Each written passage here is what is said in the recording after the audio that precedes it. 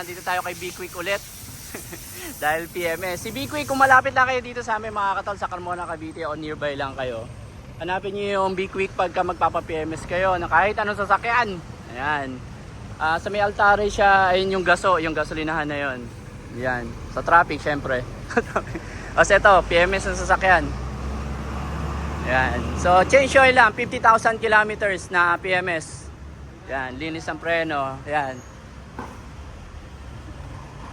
Siyempre, change oil. Amsoil yung ilalagay natin. Magandang klase na raw to. Binili ko to online na lang. Yan. So, yan lang mga katol.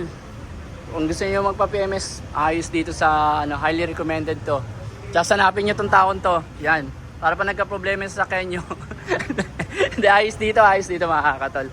Dito ka na pa-PMS. Out of casa na kasi tong sasakyan natin. Yan.